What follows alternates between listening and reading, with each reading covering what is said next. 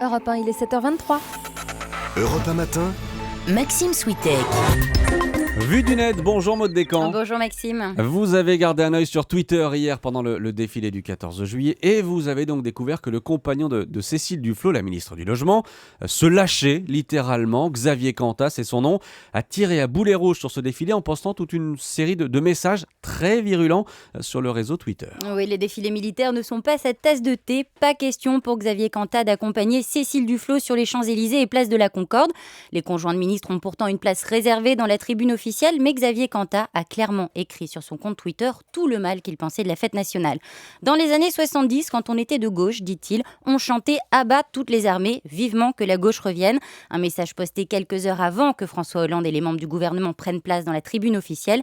Et puis en plein défilé, cette fois le compagnon de la ministre en remet une couche. Il tweete qu'il est fier que la chaise à son nom reste vide, à ce qu'il appelle un défilé de bottes sur les Champs-Élysées. Le défilé de bottes des Champs-Élysées. Les célébrations d'hier ont été évidemment très suivies sur les réseaux sociaux. La sortie de Xavier Cantat n'est pas passée inaperçue. Oui, c'est même un défilé de tweets qui est apparu sur la timeline, sur le profil du militant d'Europe Écologie Les Verts.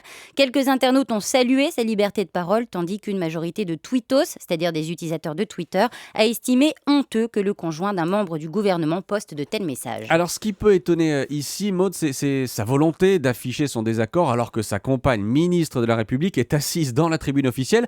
Il aurait pu simplement ne pas se rendre au défilé et ne rien dire. Oui, mais lui a choisi d'en faire un acte politique et militant et il n'a pas hésité à enfoncer le clou en répondant aux messages d'insultes sur Twitter, en insultant à son tour ses interlocuteurs, notamment ceux qui faisaient allusion à l'histoire familiale puisque Xavier Cantat est le frère de Bertrand Cantat, le chanteur du groupe Noir Désir. Mais s'il assume sa provocation, c'est pour Cécile Duflot que la situation est un peu gênante.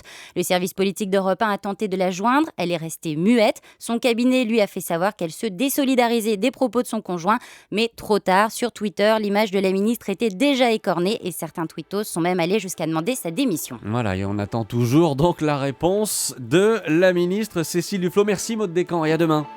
Il est 7h25.